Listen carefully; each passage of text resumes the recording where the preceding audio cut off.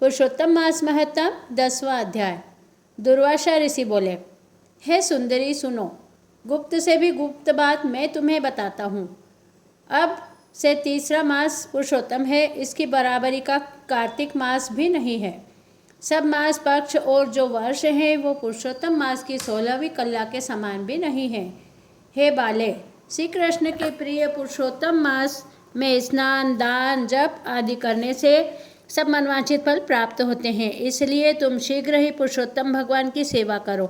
एक समय मैंने क्रोधित होकर अम्बरीश को भस्म करने के लिए कृत्या छोड़ी थी। तब हरि भगवान ने जलती हुई वही कृत्या मुझे ही भस्म करने के लिए लौटा दी। तब पुरुषोत्तम के व्रत से ही यह चक्र वापिस चला गया।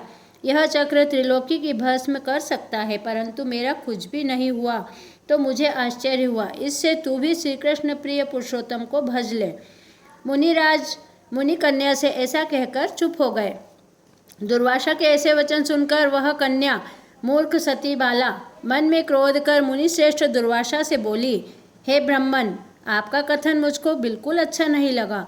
माघ आदि मास कैसे थोड़ा फल देने वाले और कार्तिक मास कैसे कम है, यह बताइए। क्या वैशाख मास इच्छित फल नहीं देता है? क्या सदाशिव मन ज्ञान सेवन से फल नहीं देते हैं? पृथ्वी में सूर्य देवता और अंबिका देवी के प्रत्यक्ष दर्शन सेवन से क्या फल नहीं मिलता है? गणेश जी की सेवा से क्या इच्छित फल नहीं मिलता है? व्यतिपात आदि योग शिवादि देवताओं का कथन उल्लंघन करके बोलते हो। क्या आपको बिल्कुल भी लाज नहीं आती? यह मलिन मास से तो सब कर्मों में निंदित है। हे मुनि, सूर्य संक्रांति रहित मल मास को श्रेष्ठ कैसे कहते हो? ऐसा ब्राह्मण पुत्री ने क्रोधी दुर्वासा से कहा तो मुनि का शरीर क्रोध से जलने लगा, नेत्र लाल हो गए। फिर भी उन्होंने मित्र की पुत्री को श्राप नहीं दिया और सोचा कि यह मूढ़ बुद्धिहीन है, हिताहित को नहीं जानती है। यह बिना पिता की दुख रूप अग्नि से तपित मेरा अत्यंत उग्र श्राप कैसे सहेगी? यह सोच मन में आए हुए क्रोध को दूर करते हुए मुनि स्वस्थ हो उससे बोले, हे बाला, मित्र की कन्या होने के कारण मैं तुमसे कुपित नहीं हूँ। तुम्हें जो अच्छा लगे वही करो, किंतु कुछ भविष्य की ओर इंगित कर कहता हूँ, सुनो। तुमने जो अभी पुरुषोत्तम मास का निरादर किया है उसका फल अगले जन्म में मिलेगा। मैं तो नर नारायण के स्थान को चाहता हूँ, तेरा कल्याण हो।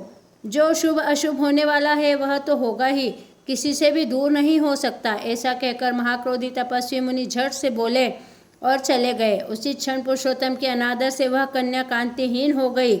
उसने विचार किया कि मैं तत्काल फलदाता पार्वती के पति देवेश शिव शंकर की आराधना करूंगी। ऐसा सोचकर मेधावी बाला ऋषि की पुत्री मन में निश्चय कर अपने आश्रम में जा महाकठिन तपस्या करने को तैयार हुई। सूत जी बोले, वह बाला प्रबल मुनि के वचन त्याग बहुत फल देने वाले विष्णु और सावित्री पति ब्रह्मा को छोड़कर केवल शंकर जी की सेवा करने लगी। पुरुषोत्तम मास महत्तम की 10वें अध्याय की कथा यही समाप्त होती है। अच्युतम केशवम राम नारायणम कृष्ण दामोदरम वासुदेवम भजे श्रीधरम माधवम गोपिका वल्लभम श्री जानकी नायकम श्री रामचंद्रम भजे श्री राधिका नायकम श्री कृष्णचंद्रम भजे। गोपाल कृष्ण भगवान की जय। प्रिय भाइयों और बहनों, अगर आप मेरे चैनल पर पहली बार आए हैं तो मेरे चैनल को सब्सक्राइब कीजिए, बेल आइकन को प्रेस कीजिए और मेरे इस वीडियो को अधिक से अधिक शेयर कीजिए। जय श्री कृष्णा। यह पुरुषोत्तम मास का महीना चल रहा है। इसमें नारायण, तारायण और पारायण का नियम अवश्य करें। अगर तीनों नियम नहीं कर सकते हैं तो किसी एक नियम को अवश्य निभाएं।